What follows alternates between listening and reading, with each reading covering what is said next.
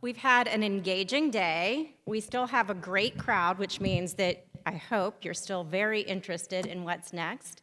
We do have, as Donna mentioned, a wonderful last panel to close out this portion of the day.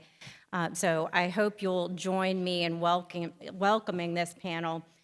First up, I want to introduce President Gordon Gee, president of West Virginia University. I know that, as mentioned before, as Donna said about Joe Manchin, you need no introduction, but I'll take just a minute to share that Dr. Gee is the most experienced president in higher education, and we appreciate that he's brought that experience to West Virginia, not once, but twice.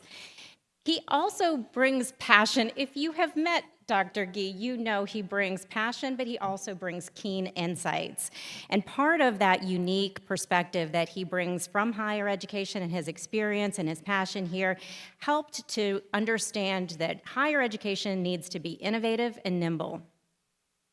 So that shaped how he launched the Rockefeller Neuroscience Institute.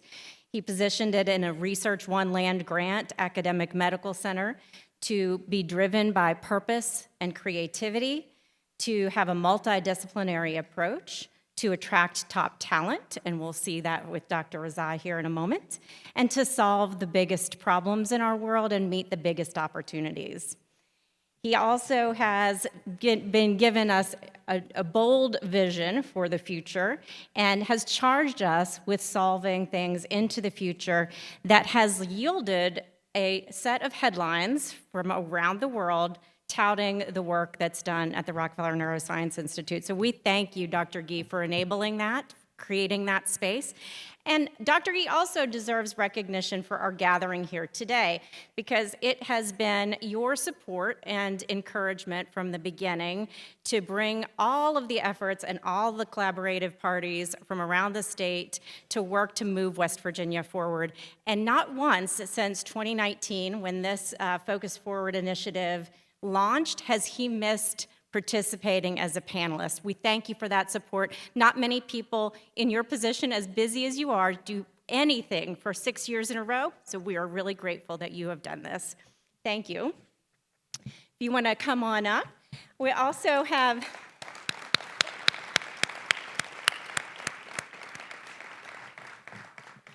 my pleasure to introduce Marshall University President Brad Smith.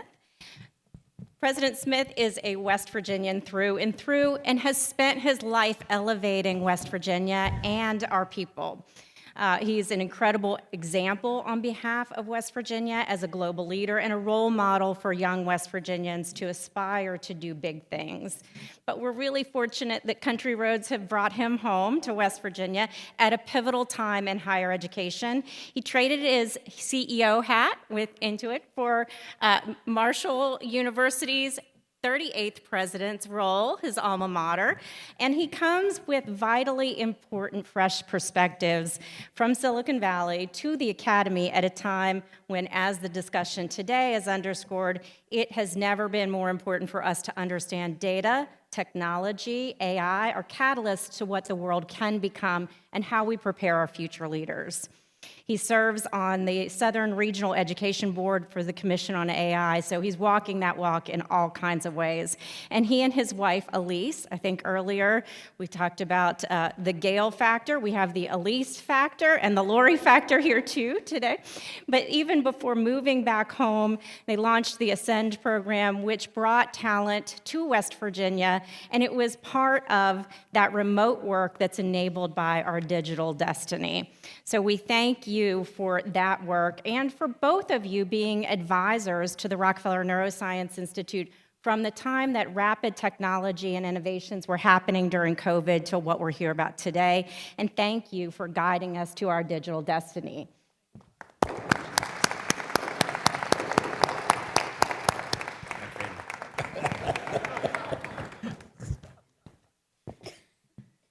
And last but certainly not least, Dr. Rezai. Dr. Ali Rezai is the director of the Rockefeller Neuroscience Institute, the John D. Rockefeller IV Executive Chair, where he has grown the Institute in so many dimensions. I'm so proud to see the original vision for that institute grow and to become what it is today. It's a phenomenal success. I know we're not going to go through full bios today because we want to save the time to hear the discussion. So I'm going to tell you 3 quick things that you can't Google about Dr. Rezai. I know you have the bios in your materials, and if you Google him, you're going to see a phenomenal, just mind-blowing list of successes that are online, from clinical trials to patient care. But for 4 years, I was able to see Dr. Rezai in action firsthand as his Vice President of Strategy and Policy, and I appreciate that opportunity. But it allowed me to see the things that nobody ever talks about online. They don't make the headlines, that don't make 60 Minutes. He has extreme attention to detail and care for his patients. I could see him from my window. If somebody in the patient parking lot was going to trip on a piece of trash that had blown in, he stooped down and picked it up. If there was rainwater in the lobby where patients who had movement disorders were coming for treatment, he bent over and mopped it up. There was nothing that Dr. Rezai wouldn't spend the extra time and attention to detail to care for his patients. Number 2, he is a super hard worker. I have never seen anybody work harder. He does not take nights or weekends or holidays, no time off, never. He works because he is driven to do what he knows is the outcome of that hard work, and we are grateful for it, and it pays off. And third, Ali lives and breathes the commitment to excellence in all things. He does not do mediocre. He does not do good enough. He decides whether he is working on something for patients or he is working on something to communicate to all of you. He has a standard of excellence, and we appreciate that. So thank you, Dr. Rezai, for your care, your work ethic, your standard of excellence, and moving us toward hope and health.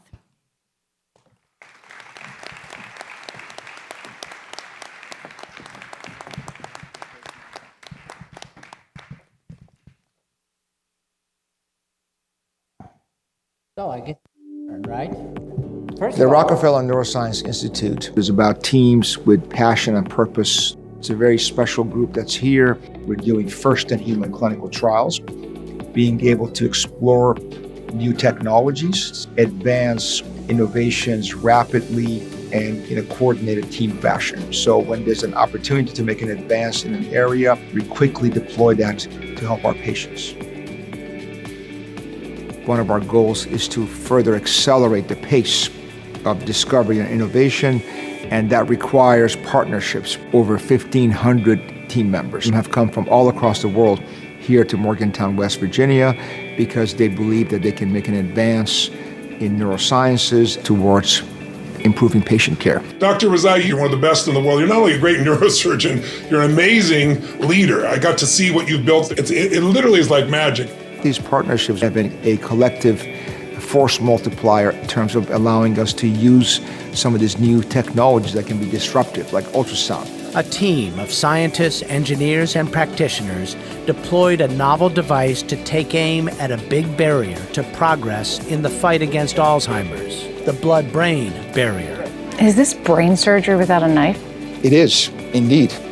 Dr. Ali Rezai allowed us to witness his revolutionary attempt to use ultrasound to slow down the cognitive decline in 3 patients diagnosed with Alzheimer's disease. It's never been done before. The result? Beta amyloid plaque targeted with ultrasound were reduced 50% more. The other application of focused ultrasound, which we think is critical, is looking at addiction. Dr. Rezai explained how his team would be the first to treat addicts by aiming hundreds of beams of ultrasound to a precise point deep inside the brain. So the area that we're treating is the reward center in the brain, which is the nucleus accumbens. So within 15 to 20 minutes of treatment, the craving and anxiety melts away. At the Rockefeller Neuroscience Institute, we have developed a real-time personalized health monitoring system that utilizes patient medical records, wearable technology, phone apps, all linked to an artificial intelligence backbone to detect problems at home. We are currently using this personalized health monitoring system to help people with addiction, migraines, and many other conditions. As a physician who treats addiction, I recognize my limitations, that I cannot live with somebody 24 hours a day, 7 days a week. Trying to figure out a really good comprehensive model of treatment is so important. The Smart Pill is a novel solution that records vital signs such as respiration, heart rate, and temperatures, all from within your body. We're now testing how to use this technology to detect when a person is overdosing to help save lives. Today at the Rockefeller Neuroscience Institute, we're already testing the technologies that will shape the future of patient care.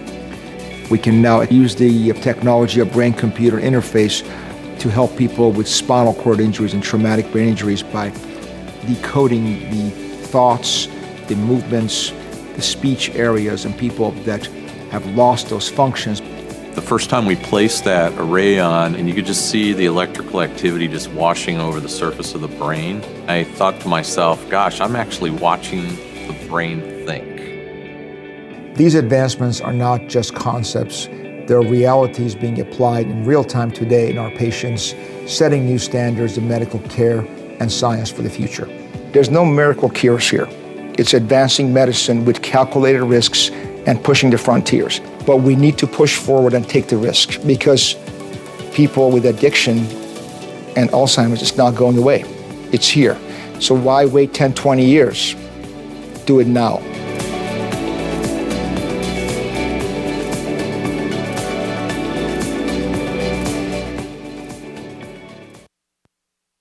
Now we can try this on. Thank you. First of all, Ali, welcome. We're glad to have you here. And the Thundering Mountaineers are sitting here together. So Dun-dun-dun. yeah, there we go. So I want to thank Rocky. Thank you for that kind introduction. You were right about two of the three of us, and so we appreciate that. And then obviously to Donna Paduta, who's been such a stalwart, and we're grateful for that. Jen Giovanetti and the Benetton Foundation. Gail Manchin, who's been my partner through this whole process. Gail, I really appreciate you. Appreciate all the things you're doing, and obviously we're grateful to be here today to talk about some of the most important things that are happening in science, and not only in this state, in the world, and we think that's very important. I just want to be on the record about one thing. I'll have to tell you a funny story very quickly, and that was the fact that I was leaving a pizza parlor about 2 weeks ago. It was rather late at night, and these three kids walked past me, and one of them looked and he said, "Isn't that Gordon Gee?" And the other kid said, "No, he's dead." I just want you to know I am not dead. I am here, and I know some people tried to bury me over the last year, but I'm still here, my friend. So I want you to know that. So saying that, Ali, first of all, Dr. Rezai and I have been very, very close friends for a long time. I had the privilege of recruiting him from the Cleveland Clinic and to Ohio State to build a brain center. He did a fabulous job there. And then obviously when we came here, the opportunity to build the Rockefeller Neuroscience Institute, which I think is the best brain center in the world right now. It's right here in West Virginia. Ali is the reason for that. But I think it'd be very interesting to have you tell a little bit about the journey that's brought you, and what are some of the things that you see. We see what you're doing here, but what do you see coming from all of this? Okay. Thank you, Gordon and Brad. And first, it's not me; it's the team that we put together here. And without the visionary leadership of the university leaders, yourself, Gordon and Brad, our Clay Marsh, Albert, and many others that made this concept become a reality, and the people that work at the Institute, it's about helping people one person at a time. So you just want to help people with Alzheimer's, Parkinson's, addictions. There's little hope, so we need to find ways to provide hope for people. So that's the fundamental driver. And West Virginia is the best place where I think we can make this a reality. So tremendous passion, purpose, and I've been at New York University, Cleveland Clinic, Ohio State, in my practice for many years, and then West Virginia University. This is the best environment for me and the team that's come here from all over the world moved here to West Virginia to help take care of patients and build innovations. So great opportunities, very exciting for the future. So I want to touch base about some of the key areas is the ultrasound. So if I can play, Gordon said to me, put 100 slides. Gordon, no? A couple, yeah. Just a few slides. So basically ultrasound. So you know all about ultrasound. You look at a baby in the womb or heart ultrasound. That's one probe that delivers energy to be able to see the baby in the womb. But now we can harness that energy and take 1,000 probes or several hundred of them, and to beam that energy of ultrasound. This is disconnecting for some reason. That works. I'm sorry. Okay, maybe I got to hold this up here. It fell down. Can you hear me okay? Sorry. So sorry about that. So beam that energy. So you give electrical energy with pacemakers. You give ultrasound energy, or you can give other energy, magnetic energy. In this case, 1,000 ultrasound probes converge on one small part of the brain that's causing the tremor and shut down the tremor, or they can open the blood-brain barrier, or they can change the function of an area involved for addiction that's become dysregulated and malfunctioning over time. So applications here you can see on these slides. First and foremost, this is what we've done since 2012. Gordon, I remember I asked him at Ohio State, can you buy me this machine? He said, $1 million? No way. So I said, can you please? He said, sure. So he got the first machine there. We were one of the first 5 systems in the world was at Ohio State. So this is a technology, somebody with tremor goes in. Can you play the audio, please? And basically, you have severe tremor from a condition called essential tremor or Parkinson's. Right hand only. And if I try to write my name, steadying it a little bit, you can about read it. So people having difficulty shaking head, arm, leg movements, they cannot feed themselves. So this is right after the procedure, walking off the table. I'm still afraid I'm going to drop it. And the tremor stops, and that's routine. I've got it. It's really So very quick, immediate benefits, and that's helping many people across West Virginia and the world with this new technology. With many team leaders are based here in West Virginia. And we're looking forward to working with Brad's team to further develop this in Marshall as well. Another area is the blood-brain barrier. So this is a natural barrier in your brain, in the blood vessels, that prevents viruses or big drugs, antibodies from getting in, but also that's a problem because it doesn't let the bad things from getting in, but also prevents the good things you want, medications to get in. So what happens is the barrier prevents 99% of therapeutics to get into the brain to exert their effects, many medications or antibodies. So what we have done here is to open this blood-brain barrier, and the way we do it is we inject these microscopic bubbles into your bloodstream, and then when we deliver the ultrasound energy, these bubbles expand and contract, and that results in a temporary opening of the blood-brain barrier. And if you have plaques in the brain from Alzheimer's, allows the antibodies to now get in and clear out the plaques. So that's the concept of blood-brain barrier opening that can be applied for brain tumors, for chemotherapy, and many other therapeutics that normally do not cross the blood-brain barrier. So these are the results. The world of Alzheimer's has changed dramatically. Now we have therapeutics with the antibodies they can give to help reduce the progression of Alzheimer's and clear the plaques in 18 to 24 months. But these require every other week coming in the infusion center and getting an IV and getting the drug. So we said, why not open the blood-brain barrier so we can get these medications in faster? And that's what led to the study where we're able to open the blood-brain barrier. You can see on that panel there, it's called FUS, focused ultrasound. You can see that part of the brain with the blood-brain barrier is opened. The plaques are cleared within a few months. So if we can clear the Alzheimer's plaques in a few months versus waiting 2-3 years, that is good for Alzheimer's patients. To be able to give them 2 or 3 years running start in the fight, in the race against Alzheimer's.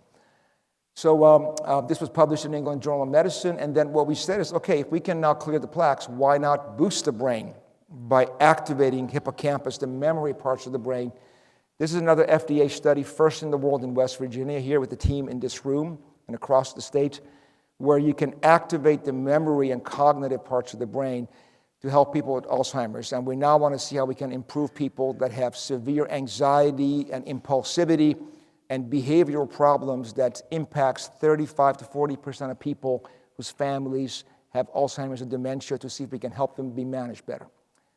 And then for addiction and depression, again, there's parts of the brain that are dysregulated. You're not born an addict unless you're born to a mother who is addicted. So the brain shifts and changes with each time you take a heroin, an opioid, or cocaine, or any other drug. This part of the brain called the nucleus accumbens shifts its function and becomes dysregulated and super sensitized. It always wants dopamine and is driving you to seek that drug. And this part of the brain, what we do, we put individuals in an MRI, we show them a picture of neutral objects or drugs, and then the craving goes way up, so they become super activated, and then we deliver the ultrasound to shut it down. And the results were very surprising to us, but it's fantastic. 15 to 20 minutes of one-time ultrasound treatment results in a 95% immediate reduction in your cravings for opioids, for people who have failed all kinds of addictions and are really impacted. What was even more surprising, we also got the same reduction in cravings and use from methamphetamine, for cocaine, benzos, cannabis, alcohol, even nicotine, which is the most resistant substance and the most addictive substance for the human brain, much more than heroin.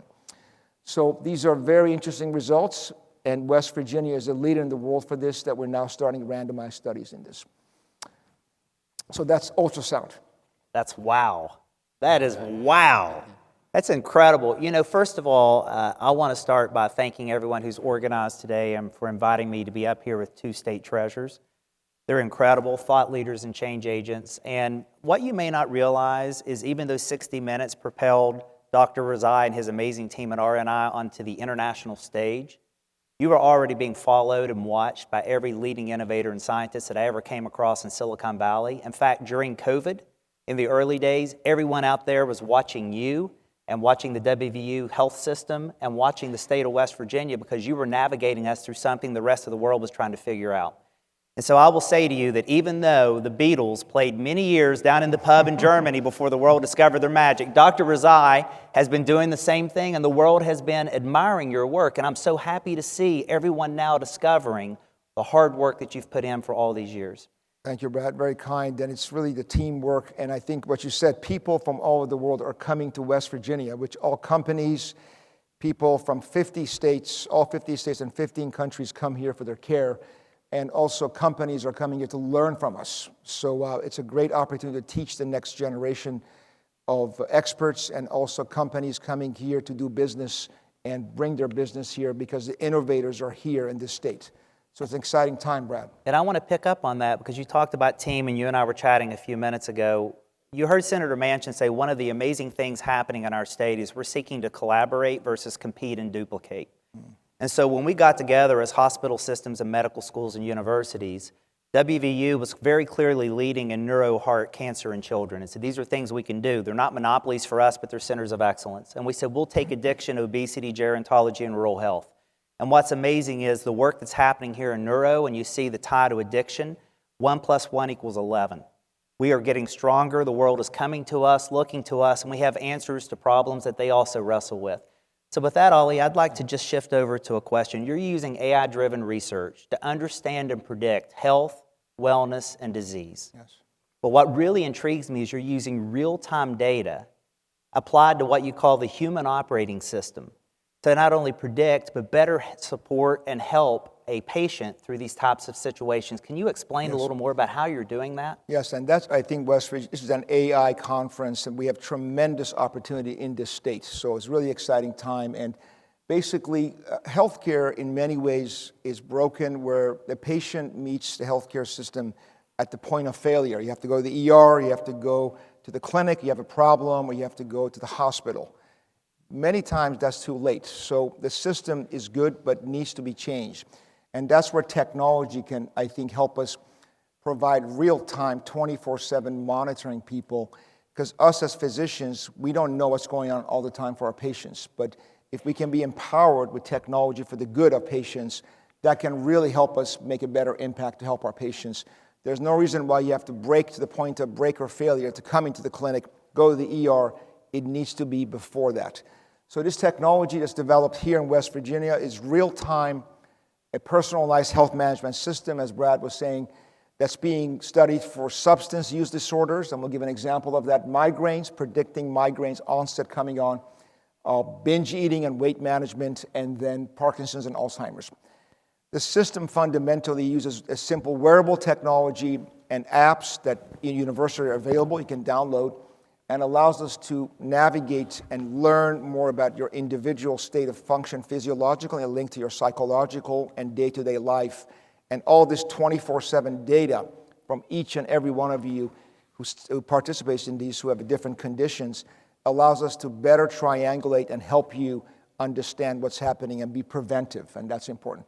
So I'm going to play a brief video of Dr. Berry, who's the head of our addiction program, how he is using this technology here, which I think really illustrates the potential for this. As a physician who treats addiction, I recognize my limitations, that I cannot live with somebody 24 hours a day, 7 days a week, and be there to have access to anything they could need from me. Trying to figure out a really good comprehensive model of treatment is so important, and that's what we're really trying to do and constantly tweak and evolve here at the Rockefeller Neuroscience Institute. We wanted to understand how to bring in wearable technology to really help monitor and follow our patients while they're outside of the clinic. How to use the cloud to be more proactive and identify people who are at higher risk than others, and integrating into our digital ecosystem that we call the human operating system. What these wearable devices allow us to do is be able to capture a lot of the data and measure what's going on within that person from both a physiologic standpoint and how that may be playing itself out from a psychological standpoint, and then be able to target those people who are finding themselves at risk and in distress. Instead of combing through pages and pages of a medical record, for instance, and trying to piecemeal information together, what is pretty unique with what the Rockefeller Neuroscience Institute is doing is the predictive modeling, really trying to anticipate somebody who is working towards a relapse. This gives us to me real time and a platform where I'm able to see heart rate, sleep, heart rate variability. Because of all of these various variables, then we can actually predict that this person could be at risk right now and we need to intervene. So then the peer recovery specialist is able to give that person a call and say, hey, this is what I'm seeing from your measurements. Tell me what's going on and is there anything I can do to help? Being able to do this 2 or 3 days before somebody's craving gets so severe that they're going to seek drugs, or before the migraine comes and onset of the migraine. So that's the opportunity, and we really believe West Virginia is a leader in the world.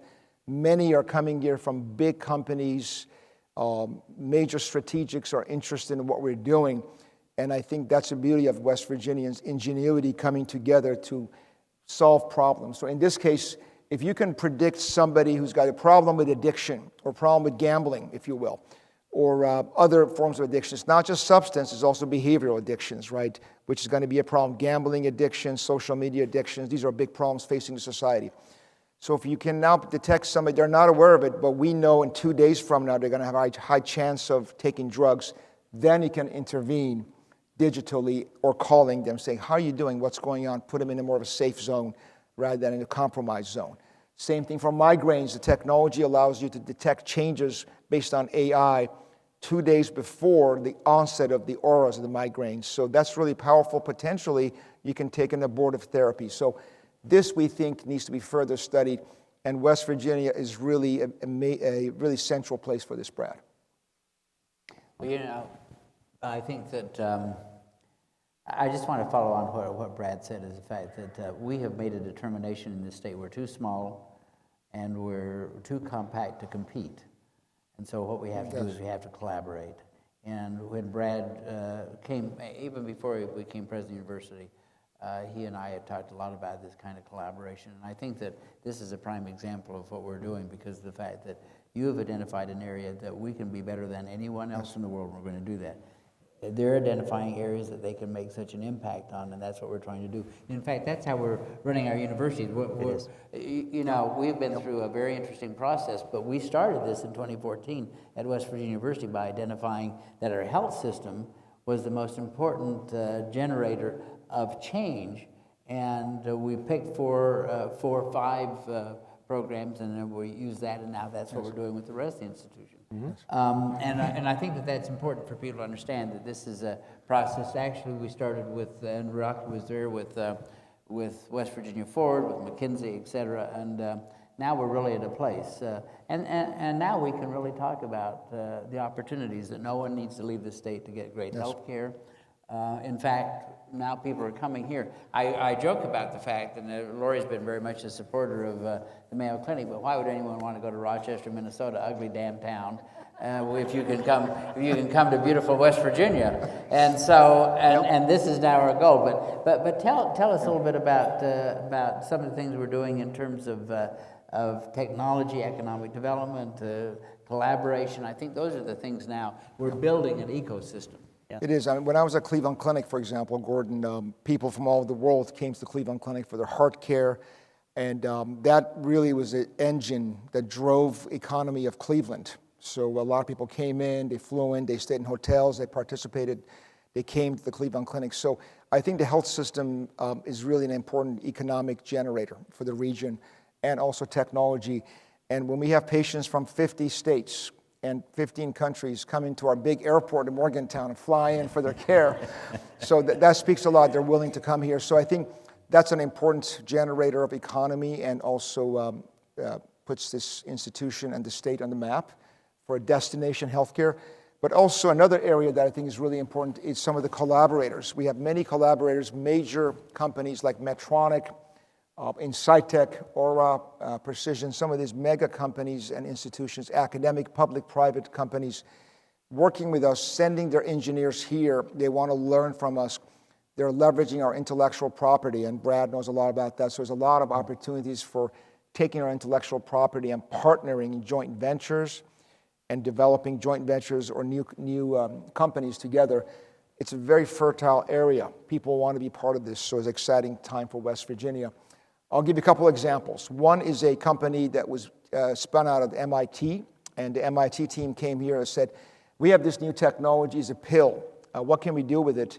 And we said, well, why don't we test it out in people who have addiction, because 110,000 people last year sadly died of overdoses. So if we can save one life, we've done a good job and help the world and help that individual and their family. This technology has got accelerometers inside a pill, a little bigger than a Tylenol. It's the size of a vitamin pill. And we're the first in the world to have done the clinical trials, and about 20 individuals where you swallow the pill, sits in your stomach, comes out the other end later, but basically is able to record respirations by looking at the diaphragm. When your lung moves, your diaphragm moves, so it can detect it. When your heart beats, it detects the cardioballistic movement, so heart rate or heart rate variability, measures core temperature, and measures the movement of the intestine. So when somebody is having apnea in the sleep lab, the pill is detecting it, and that's the study. You can see as the live recording of the pill from your stomach, remotely sending signals saying live recording of heart rate, respiration, and temperature. Why is that important? Because many people who are overdosing, they're often alone at home and there's nobody around them. So this technology can detect it and send a message to the EMS and others saying this person is in trouble. Or it can be used for people with heart disease or atrial fibrillation, detect abnormal heart rhythms from a simple pill. It's easy, simple. So that's a technology that we are the world's leaders, and the people at MIT came here to West Virginia. That speaks a lot. And now the next generation from Australia, they want to bring this second part where it's got a little airbag inside this pill that is deployed when the sensor says this person is at high risk of respiratory depression and potentially dying from an overdose. Airbag is deployed, releases nalmefene, which is like a Narcan that's GI compatible, and rescues that life. That's a technology we're going to start testing later this year. And that's an example of how we work with this team that came from MIT to West Virginia. And this was the cover of the journal, major journal Device. This was our team's paper was published and was in the cover of the journal last November. Another area, and this is precision. These are people that left Neuralink or Elon Musk company, and they said, let us push the new frontiers forward with brain-computer interface. Pete Conrad, our chair of neurosurgery, is a national leader in this area. What does this do? A small postage-sized recorder that you basically insert over the brain with a little slit can record, it's got 1,000 electrodes, can record your thoughts. As Dr. Conrad was saying, you're listening to you thinking and you're recording that thought. So if somebody has ALS or somebody has spinal cord injury or somebody cannot speak with stroke, their thoughts get translated to a text message, comes out right there to your phone. Very powerful technology, we think, for the future. Not just movement for somebody who's quadriplegic or paraplegic, but taking your thoughts and putting it in a text message. That's powerful and can really help a lot of people. That's being done right now. The first 5 patients in the world were done right here in Morgantown. So we want to further develop this. Brad and his team in Marshall and others as well. So 2 examples of many of why companies come from New York Precision, come from MIT here to Morgantown and to West Virginia. So we are becoming the center of the universe, my friend. As you said earlier, somebody said Oh, earlier, General Hoyer, he coined that. I'm General going to Hoyer. use that. That's awesome. Masters of the universe. Yes. By the power of Grayskull. For those who grew up in my generation, you'll be Battle Cat. Yeah, there you go. I have no idea what that That's means. all right. You know, Gordon and I often speak about and quote Buckminster Fuller. He came up with in the early 80s the knowledge doubling curve, which is it took 100 years back in 1900 for all of human knowledge to double. And we're on pace this decade for it to double every 12 hours. What you just showed was mind-blowing. It truly felt like I was watching the Jetsons or something that had happened that we just imagined as a possibility. And so as you think about the technology and you've really zeroed in on Alzheimer's and addiction, I know you have new things on the horizon you're looking at, whether it's post-traumatic stress disorder or eating disorders. What are the things that we can expect as a result of these technologies and what you've come up with? And that's a great question, Brad. And this is important. It's happening right here in West Virginia. So what I'm going to show you is people from across the world are coming to learn these technologies. And why? Because we have leaders like the 2 of you, Senator Manchin, Senator Capito, State Speaker Hanshaw, and other leaders, Albert Clay, many others here who have enabled this environment. Critical. Otherwise, I would not be here and the team would not be here. But we're here because of the unique opportunity here, as you said. So I think exciting times are coming for West Virginia where everybody from across the world is coming. So we're privileged to be part of that. So let's talk about other areas. You asked Brad about this. This is some of the work that we're doing with the first-in-human trials in ultrasound. We're talking to our colleagues at Duke yesterday, Duke University. They want to come here, bring their team to learn from us. State of Florida, Governor DeSantis has funded a major initiatives for ultrasound for Alzheimer's in the state of Florida. And Stanford, people at Harvard, they want to come here to learn about how we establish the institute, how do we do this rapid cycle innovation framework. So what's on the screen is what we have in our pipeline with FDA studies. Many are FDA approved for us to do the first-in-human trial, learn, develop technologies, perhaps commercialization, joint ventures, and most importantly, help people. That's the number one goal that drives it all. So you can see here from Alzheimer's, we talked about that. If we can help people that have loved ones with Alzheimer's, who watch them wither away, and also, sadly, some of them become problems, behavior, anger management, and that's very heartbreaking for you to see somebody, your loved one, deteriorate from a memory and thinking, but now people don't want to take care of them because they get angry and they get upset and frustrated. We think we can potentially help that by reducing that anxiety and frustration to help them be calmer instead of sedating them completely so they're overly sedated, which is not the way to do it. So Alzheimer's and then improving, boosting the memory. PTSD, you mentioned our veterans here. We're working with the VA and Clarksburg colleagues there to develop a protocol for the FDA.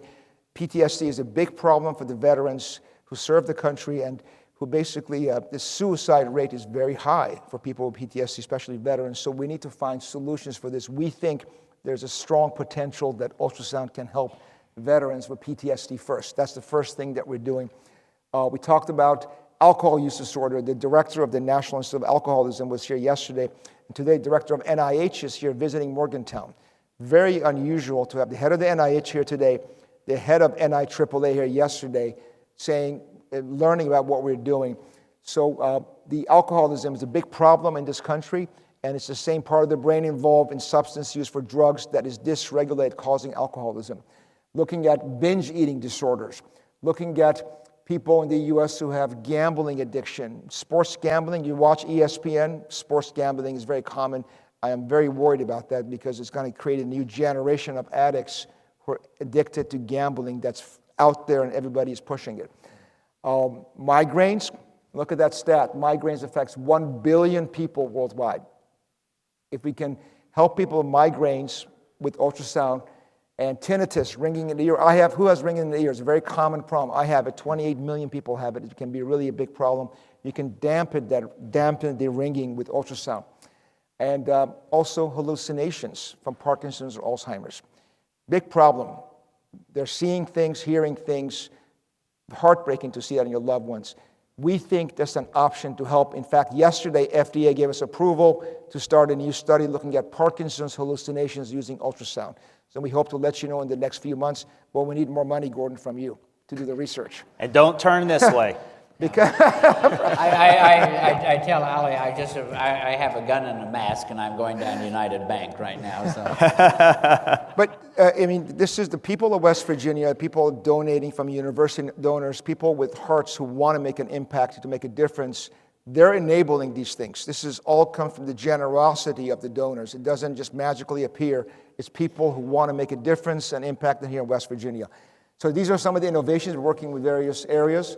And really, I think the future is real-time, personalized health management that connects the dots 24/7.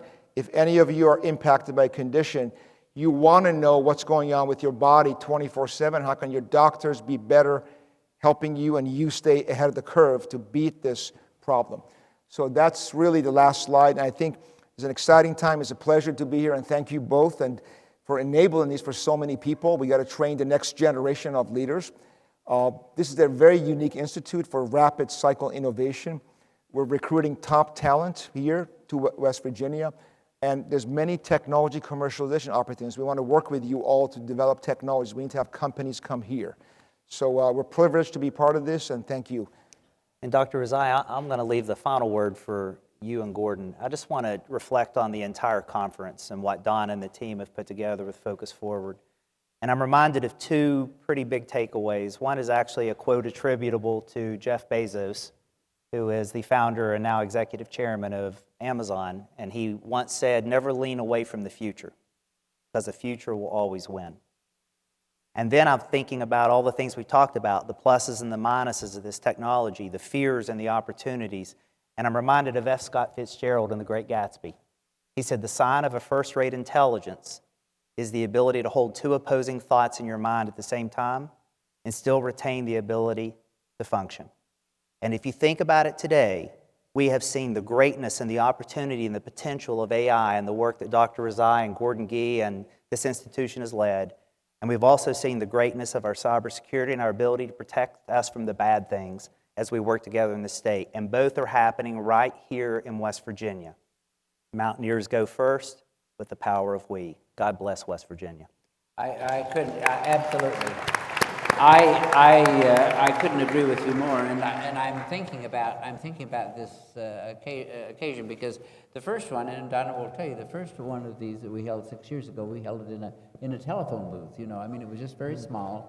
There was not anything that really was compelling about it. We were just trying to get off and running. And now what we have done is that we have created a systemic approach to how we think about West Virginia. And as you were sitting there quoting Fitzgerald and whoever that other guy was, but anyway, Bezos, by the way, I keep forgetting things. Can you help me? But I often think about the fact that, West Virginians are a humble lot. Mm-hmm. And you know that. I mean, when you abandon West Virginia to go to California, you realize that it was time to come home. And Dr. Rezai, I can say this, Alec could be anywhere. Alec could be at any of the major institutions. But one of the things I think is so endemic to what we are doing together, all three of us. And I say this all the time. If you want to have prestige, don't move here. If you want to have purpose, this is the only place to work, and the only place to live, and the only place to carry on your family and your life, because we are a very purpose-centered state and a very purpose-centered people. And I think that is what you've shown us today, Ali, is the fact that purpose is the reason that we should all drive together to a brighter future. And so higher angels are in your future, and we really appreciate you. So everyone, have a great day. Okay, thank you. I think they want to